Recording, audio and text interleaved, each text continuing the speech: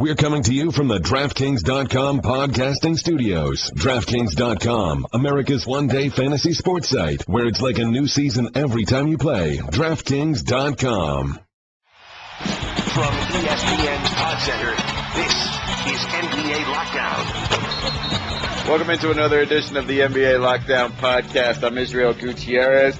Today, joining me, we got Doug Kezarian, got Amin Elhassan. Guys, we'll know, obviously, at the end of tonight what the playoff matchups are, but we can play some hypotheticals here. And let's start at the bottom of the Western Conference first, where you've got New Orleans controlling their own fate. However, they're facing the Spurs, and you've got Oklahoma City facing the Minnesota Timberwolves. Oklahoma City needs a win and a New Orleans loss. But if you're the Golden State Warriors, I mean, I think I know where you're going with this one, but any particular preference? I would assume there's, a takeover ability fear when it comes to Russell Westbrook, and then with Anthony Davis, just kind of the unknown fear, but for the most part, probably very little fear, right? Yeah, they're headed to the slaughterhouse. Whoever steps into that ring is headed to the slaughterhouse. I think the main difference, if you ask me what's the difference between New Orleans and Oklahoma City, they both have MVP candidate caliber players on their rosters, but New Orleans, they've got to deliver the ball to that guy, whereas Oklahoma City, that guy has the ball in his hands all the time. And that's the main difference, is that Oklahoma City, at the very least, they know the ball is going to be in the hands of their best player more often than not. New Orleans can't say the same. And particularly with the way Golden State defends, where they can deny certain actions, they can deny you from getting the ball where you want it to go. That's a huge disadvantage against a team like the Warriors. I think the Thunder are better, but again, we are literally rearranging deck chairs on the Titanic. This is going down, and it's going down very quickly. Funny you mentioned the Titanic. I mean, today's the anniversary of the Titanic. Huh. So, well done on your part. Yeah. April 15th, 1912. I actually think the Warriors would prefer to play the Thunder. Sort of a known quantity. They'll score 140 points per game. Look, I agree that it's going to be a 4 or 5 game series regardless, but I do think the Pelicans, we use the phrase puncher's chance, they have a puncher's chance, so to speak, in this series because of Anthony Davis, and they're more well-rounded and they can shoot the ball. There's no defense to shooting, as the Warriors have displayed. So I don't trust the Oak City Thunder's defense at all. Now, Ibaka may come back and all that, but no, I'm not buying it. I would say, but I think they're going to get the Thunder. I think the Spurs win tonight. Yeah, I'm with you there. I don't think the Spurs obviously playing for a number 2. I mean, there's a bunch of things up for grabs today. The Spurs, if they win, they get the number 2. They could still fall in the 2, 3, 5, or 6. The Spurs can, but I just don't know if Oklahoma City, even if they do get Ibaka back, which is going to be another guy you're going to sort of bring back into the mix after some time out. Like they just don't seem like they can get it together defensively, even with Serge Ibaka. And then, offensively, if we think Russell Westbrook is going to take 43 shots in a meaningful regular season game and not going to try to do that again in the playoffs, or not willing to do 45, as many shots as necessary, like that's probably what's going to happen in the postseason. Like he's going to take even more responsibility on his shoulders. I'm more intrigued, I think, by seeing Anthony Davis play postseason basketball, because I think we weren't ready for it just yet, because it didn't seem like that team was ready to be in there. But I'd like to see if he does anything more, if he busts out with a 40 and 15 in the playoffs. And I don't think they can get 2 games off the Warriors. I think they can get a game off the Warriors, but I'd just be more intrigued with him individually, especially against that great defensive team. I mean, the way you talked about. Now, Izzy, hold on for a second. Does Kobe Bryant have to come in here and remind you that hashtag before rings, MJ was a gunner, Magic was a coach killer? I got to say this about Kobe. He said, it was a media thing that said that Shaq was lazy. No, you said it too, man. Like Kobe said it too. He said that Shaq was lazy. Oh, man. All right? And it makes me laugh all the time when, like, you know, the athletes themselves talk about, you know, media creations, or as if they wouldn't be biased, as if they're not, you know, storytellers who you know, who like to. I mean, that's exactly what Kobe's doing right now. You know, he's comparing guys from the past and storylines from the past, and then blaming us. I mean, everybody thinks. That's why I really want to see these Players' Choice Awards and see how different they really are, because I'm pretty sure that they think very similar to the rest of us. Izzy, Players' Choice Awards, these guys wouldn't even get together to vote on their collective bargaining agreement. They got 20% of the people to vote for that. You want them to vote for something like, hey, who was the most improved? Who's the best dressed guy this year? These guys aren't responding to any of that stuff. It's a fictional world that Kobe Bryant lives in. By the way, and I love what I said, the media creation. You know what? It's reached a point where the players create a media creation of what they think the media says about players. Come on, man. It's true. Yeah, he got a little carried away. I mean, he's recently said Shaq was out of shape a couple of those years. He had foot surgery or toe surgery or whatever. And frankly, he was. That's Shaq fine. said it. And Shaq, I was going to say, Shaq said he'll use the season to get in shape. And whatever, that's neither here nor there. But it's fun finger pointing. And actually, based on some of these quotes, do we really want Swaggy P voting on the MVP? I mean, don't you think he'll vote for himself? Yes, probably. He will get a first place vote. And by the way, even after he got his rings, people still called Shaq lazy. Okay, so rings don't fix everything. But I'm going to move on. And people still called Kobe a gunner. Yeah, exactly. He was still a gunner even after he won his 5 rings. But I want to go over to the east side then. Last night, the Miami Heat was eliminated because the Pacers won. So that leaves the Pacers and Brooklyn in this. Brooklyn needs to beat Orlando and needs the Pacers to lose to Memphis. The Pacers just need to beat Memphis at 9:30 p.m. Eastern Time. But the Grizzlies have a little something to play for, too. They are between the 5 and the 6 seed. So they win and the Spurs or the Rockets lose, they're a 5 seed. Or if the Grizzlies lose and both the Spurs and Rockets win, they're a 6 seed. So they're either going to be a 5 or 6. Doug, before we get to the Pacers, you're a little concerned about the Grizzlies right now. Like, it's not just, it's a deep West. Like, they seem to have some problems. Well, yeah, and tonight, even though they would like the win, it's not a must-win in order to get in the playoffs, Right. So they're sitting Gasol. Allen's banged up. When they lost those 3 straight games by double digits, I mean, granted, it was against Cleveland, Golden State, and the Spurs, if I'm not mistaken. They showed some vulnerability. I think their team, maybe the Hawks, are another team that just peaked early in the year, and they were playing their best basketball. Now they can always get it back, and as we know, the playoffs are about matchups. But I'm not buying the Grizzlies as a serious threat, although they have a way of, at least recent history, of mucking it up and making teams play their style because they have 2 bigs and other teams can't say that. I just don't think they have the shooting. They have 0 shooting. Well, they went from a team in the first couple months of the season that I was, convinced they were a legitimate contender. So now, I mean, obviously they've had a few changes personnel-wise. They've had some injuries to deal with here. I think this is a team that toward the end of the season, when they've already got their playoff position locked up, I think they just sort of back off a little bit. It's just kind of in their nature. They sort of step off the pedal a little bit. And, their style is one that still allow them to be successful.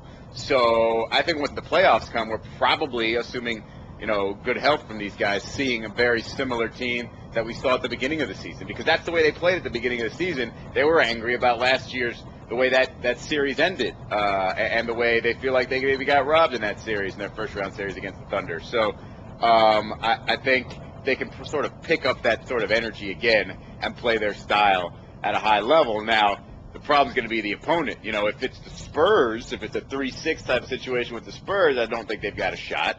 But, if they face the Rockets, if they face the Clippers, I think they can, like you mentioned, muck the game up and play to their strengths. Izzy, I think the operative word that you used is health. This, and specifically, the health of Mike Conley.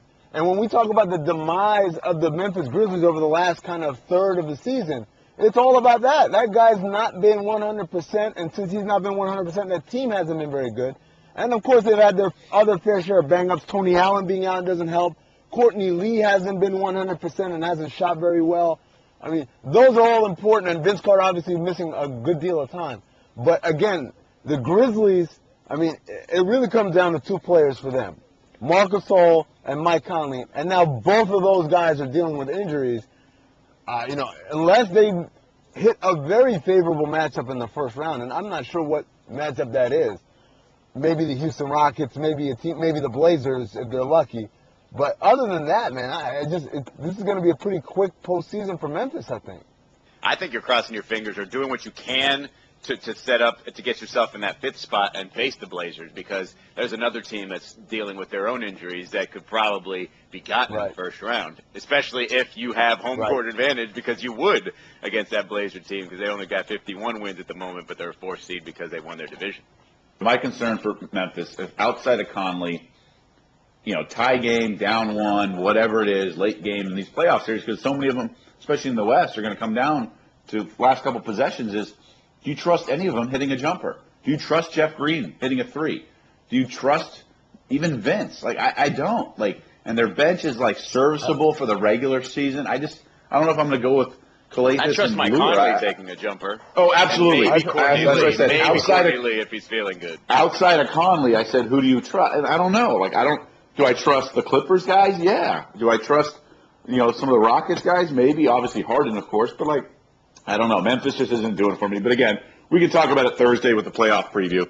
But that's my biggest concern with Memphis is health, and just I don't think they have enough shooting to win 12 games in the West. Let's not forget, it's going to take 12 wins in the West.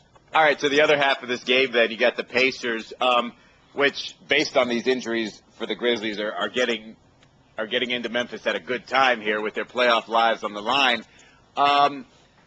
What do we think of the Pacers? Are they a team that has taken advantage of the Eastern Conference and just happens to be in this position? Or are they a team that is a threat? Because if you think about it, they get Paul George back, and granted, he's not the same Paul George. I mean, this is essentially the same team minus Lance Stevenson, is it not?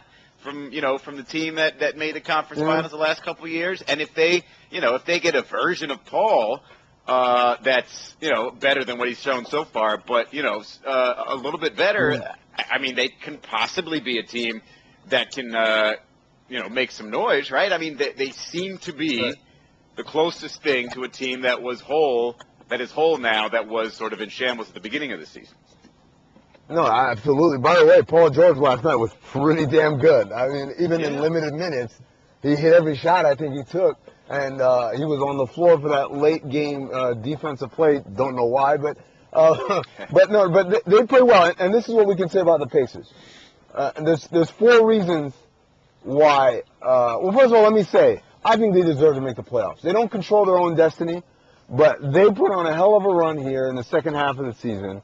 And, they've clawed their way back. They deserve to win, even though it may not happen for them, because they've got to beat Memphis, of course, in order to clinch that on a back-to-back on the road. That is a tough task.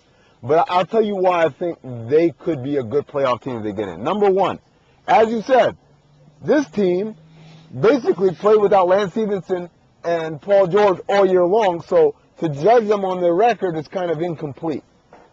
Number two, even within that context, they have a top 10 defense. They've managed to raise their level of play to still be one of the best defensive players in the game. Number three, if you talk about Atlanta, their biggest weakness is defensive rebounding, protecting the defensive glass. You got Luis Scola, David West, Roy Hibbert. All these guys are excellent offensive rebounders.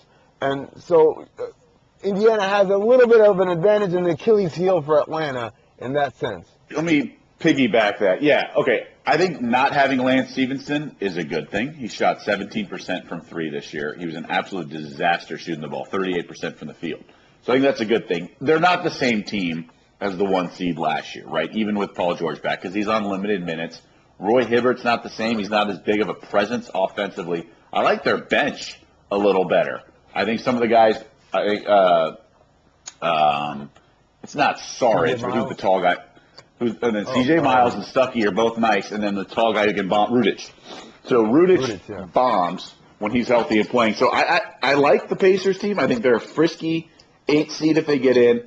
I was a little disappointed yesterday in how inept they were against a Wizards team that had nothing to play for. Randy Whitman was calling plays I could not understand, and the refs were giving them every call, single call down the stretch they got, especially in overtime.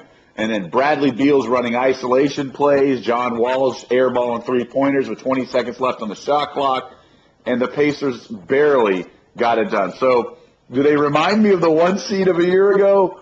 No way. Largely because Paul George is on a minutes count. But, I give them props because they could have folded like a cheap suit early in the year, and they didn't. And they're very well coached, and I give them a lot of credit whether they get the 8 seed or the 9 seed.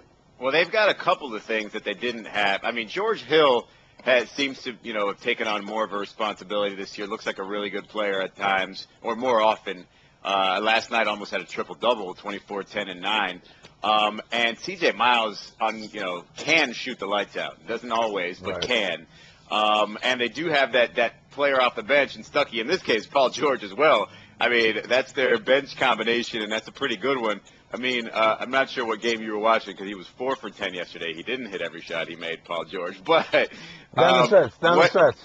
Gotcha. What does he? It seems like he played in the overtime sessions. Went past that little 15-minute mark that he hadn't broken past yet. What do you see? How much can you expect out of Paul George, even if it's just another 7 games in this 7-game series? Can he be stretched out? Can he be a guy that you can ask more of and maybe get 20 minutes and 25 minutes and possibly look for 20-point type of game from him? Absolutely. I think they could ask more of him right now. They're just trying to play it safe. But once you get into the playoffs and he's feeling comfortable, because this is what's going to happen, he's going to know, no, I am comfortable. I do feel strong. I don't feel soreness. I don't feel tired. Coach, put me back in. Let me play. It's just like last night. 15 minutes was his minute mark. They pulled him out. Regulation ends. We go to overtime. He's like, Coach, put me back in. Like, they could have said, oh, you got the 15-minute mark. But I think they realize it's taking precautions and not trying to exploit his situation and then end up him, maybe feeling uncomfortable, even getting hurt. But as long as he's feeling good and feeling healthy, he's going through tests after, obviously in the playoffs, you got breaks between games. So they're going to be continuously monitoring. He's fine. He feels fine. Doctors say he's fine. Ride him 20 minutes, 25, 30, 35. It doesn't really matter because once you get in the playoffs, especially if you have a chance to win, all those rules kind of throw out the window.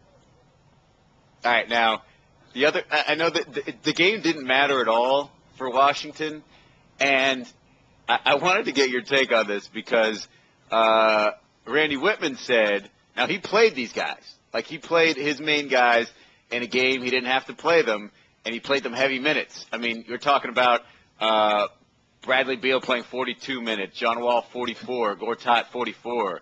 And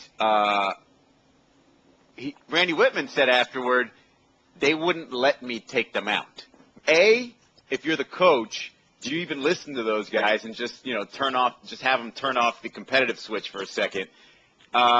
Or do you think the other way? Do you think it, maybe it had a playoff sort of feel to it, so you might as well give them a game where they have that feel to them right before the playoffs? Because to me, it seemed kind of silly to throw those guys out there 40-plus minutes. Couple things. I'm going to speak this as a diehard NBA junkie and fan, not as a media member. Randy Whitman's an idiot. Okay, I've watched enough of his basketball games. He's just not one of the 30 best basketball coaches in the world. Now, I know there can be college coaches better than NBA, but you get my point. He just doesn't belong out there. I'm sure he's good at X, Y, and Z, and he could be an assistant. He just doesn't know what he's doing. He has no command of his team. Last year in the playoffs, they should have won the Pacers series. My problem with the playoffs is every possession matters more, and I feel like this Wizards offense just wastes possessions too many times. I actually didn't have a ton of issue with their playing last night because if you want to treat it like a playoff game, get them ready, all that, that's fine. I think you should have the trump card over the players. You sit them down. It's not like Pop was like, "Whoa, they didn't let me." I wanted to sit them, but they couldn't. No, You bench him if you think that's right. But I just didn't like the isolation of Bradley Beal dribbling and John Wall on the perimeter. John Wall is a very talented player, but spot-up shooting on kickouts is not his strength, especially from three-point land. It was just horrendous offense. They should have won the game in regulation. They should have won it in single OT, and they lost in double OT. That's what I'm most upset if I'm a Wizards fan last night, not the minutes played, because that gets them ready, and that's why they were ineffective last year against the Pacers in the second round. There are a lot of things going on here. First of all, the idea that you got to throw your players under the bus. Why didn't you sit them? They wouldn't let me. Come on, man. You're the head coach. Even if that's the case, you got to take that bullet. You got to take that L. Just like I gave the Suns a bunch of heat when they were throwing darts at Dragic, and they're like, oh, because he said mean things about us. Like, too bad. You got to just take the high road and be like, yo, it didn't work out. I'm sorry about that. Same thing with Randy Whitman. You just got to say, you know what? We saw an opportunity to win the game. We try to go for it, and, that's me. I'm not going to be like, well, I wanted to. So that's one. I really don't respect that at all. Second of all, even within the context of wanting to win the game, that doesn't mean you got to play your guys 40 minutes. Hey, man, you got to bench, cycle some dudes in, get these guys some. Even in a regular situation, they should not be playing that much. Again, when we look at all the really good teams this year and around the league, they all find a way to get their guys rest.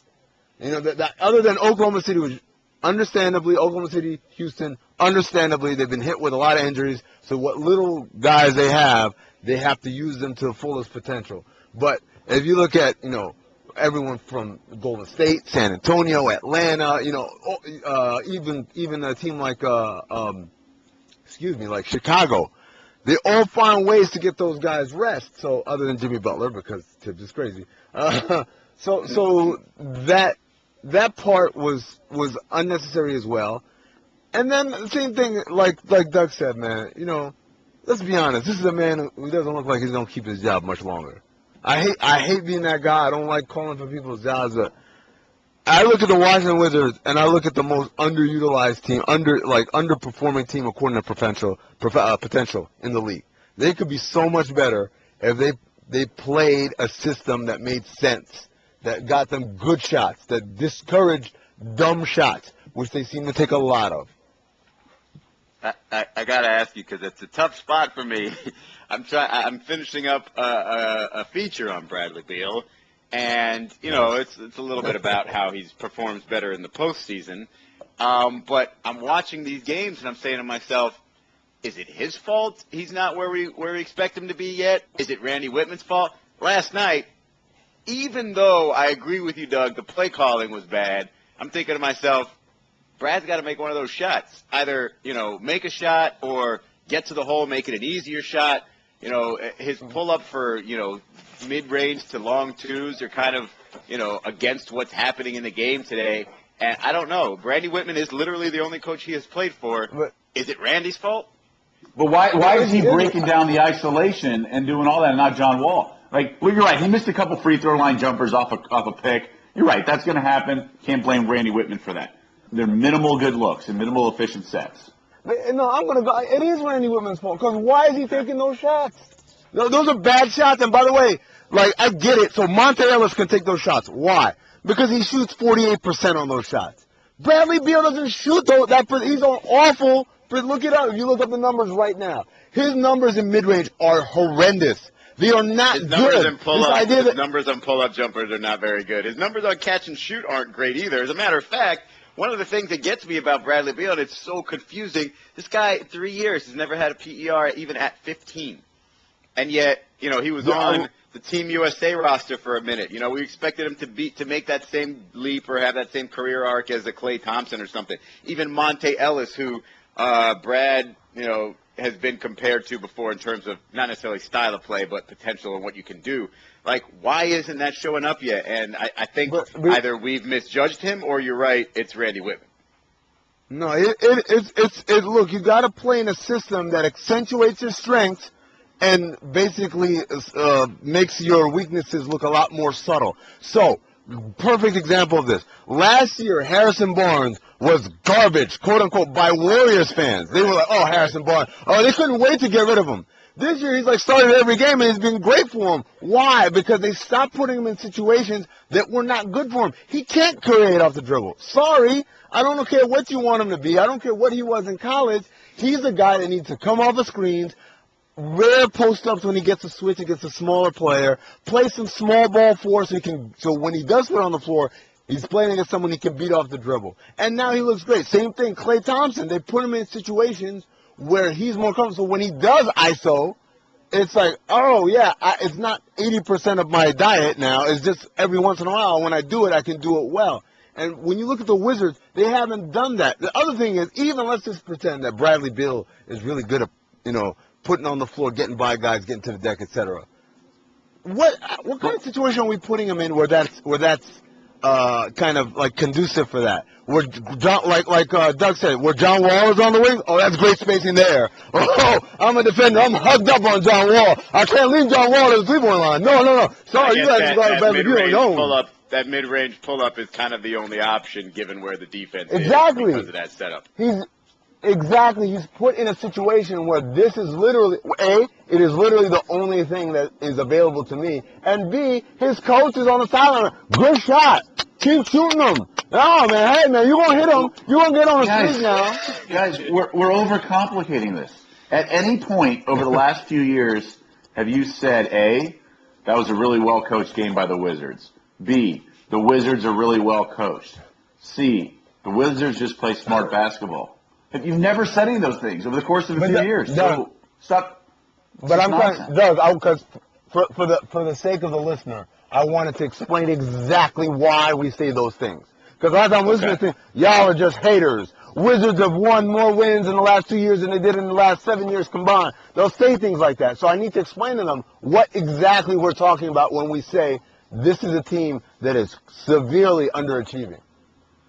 I mean, I appreciate that. I was a believer. I was drinking the Kool-Aid a little bit ago. But they're just underperforming. I'm glad you came around. Hey, this is the same guy. Hey, this is the final day of the regular season. Let's go back to the beginning of the regular season where I said the Knicks should at least aspire to contend for the playoffs because they have the roster and at least contend. Look, I mean, looking back, did they not have a roster that could contend to finish with 40 wins? I mean, come on. I'll say this: they had a roster that should not have won 14 games or whatever, 17 games. Yeah, that's true. I mean, but I mean, they made some trades and Melo's hurt, but I didn't say they were going to play. I just said that's where the ceiling should be, going to the playoffs. All right, well, we're going to take a quick break here. When we get back, we'll talk about a couple of uglier subjects briefly before we put this one to bed. We'll be back in a second. Geico presents Strange Savings Stories. Astronomers detected an interstellar transmission. It stated, Geico, 15 minutes could save you 15% or more. The implications were staggering. Was the cosmos telling us we could all save hundreds on car insurance with Geico? Or did their radar merely pick up a signal from the nearby Rufus and Clyde's morning show? We may never know. Geico. 15 minutes could save you 15% or more on car insurance. All right, so guys, the Knicks can't even win at losing. They've won a little bit lately. They've got 17 wins. Minnesota's got 16. Minnesota plays the desperate Thunder tonight, so the chances of Minnesota upsetting the Thunder probably not great. And then, Derek Fisher says, I know fans are upset, but I can't tell my guys not to play hard. I've said this before, this whole, tanking thing, it doesn't really apply to the guys on the court. I mean, those guys aren't trying to lose necessarily. Most of the Knicks are playing for their careers. They're trying to put on a display, see if they could either stick there or play somewhere else. If you're New York, do you look at this as some sort of failure, or is it just kind of, it's whatever, we'll take our chances, it's the karma of basketball, it's really nothing whatsoever, we're not going to ask these guys to go out there and, put up an L? Fans need to shut up, first of all. They need to shut up. Here's the thing. If you think that Langston Galloway gives a flying fugazi, let's use that word, about who the Knicks pick or where they pick or any of that stuff, you're out of your mind. You are out of your mind. He does not care. He is trying to, as you said, he is trying to prove to the world, I am an NBA player. I can be on a team that makes an impact, all those things. Same thing for Lou Amundsen, same thing up and down that roster. Bunch of dudes who are trying to prove their place in the NBA. So, of course, they're going to try and play hard and win. Second of all, we are literally talking about 50 out of 1,001 ping pong balls. 50 out of 1,001. Are we really losing sleep about, are those 50 combinations the one that's going to get it done? Come on, man. Hold on. I mean, you can't argue with. I mean, you can't argue with the math. It's 25% versus 20 or whatever it is. You can't 50 out of 1,000. Math. I'm just saying, it's a better chance. It's a slightly better chance. Okay, fine. People think that it's again like, oh, we got the worst record. Well, let's take a trip down memory lane. Worst record last year. What happened to them? The worst record very rarely wins it. The worst record. Worst record the year before that. In the 2013 worst record, they didn't get it. Worst record years before that, 2012, Anthony Davis, the gem. The Charlotte Hornets won 7 games, the worst winning percentage in NBA history. They got Michael Carter-Gilchrist for their trouble. So let's stop pretending like this. I love it. Michael Kidd-Gilchrist. My bad, MKG. You put those two together, it still won't be a good enough player to make up for not getting Anthony Davis. Pretty much. But like the point is, again, that this idea that this is an abject failure or whatever, it's dumb because A, being worse does not guarantee you anything more than, again, 50 out of 1,000 ping pong balls, and B, it's stupid. It is stupid to expect players and even coaches to go along with your little master plan that you hatched midway through the season, by the way. Because at first, mostly I thought you were going to go to the playoffs. Well, hold on. So I'm going to speak to this topic, but also weave in the fact that I'm a Laker fan, too. I think you'd have bigger issues as a franchise if your players were tanking for the higher lottery pick. You'd have bigger issues than percentage points in the ping pong balls. You have to expect your players to play hard because they're playing for their own contract and playing time and all that, and they're just trying to be professional.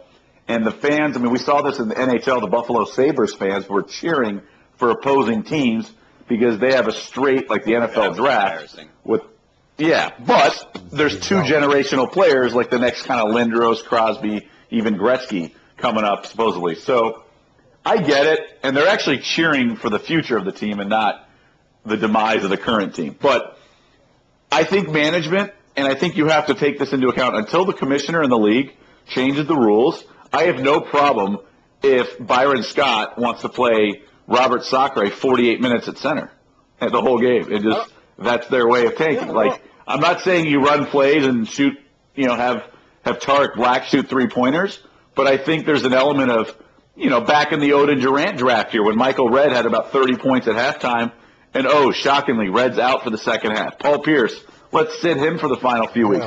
I think you have to do that stuff because when you have generational players you can get an Okafor or Towns at center, you do everything you can to win. And I think the Lakers, the reason I wanted to bring in the Lakers, what they did may be catastrophic.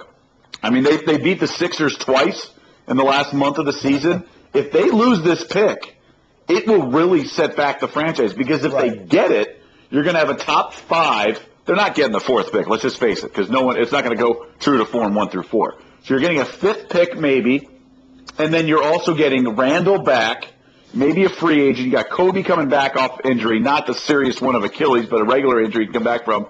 And then you're going to lose maybe the 10th or 11th pick next year. It's a huge difference between losing the pick this year and next, and that is what I'm upset with as a Lakers fan. They should have not played certain guys or just done certain lineups and lost games. First of all, I don't want anyone to think I'm anti-tanking. Look, I get it. That's the system. The incentive is to do this, so you do it.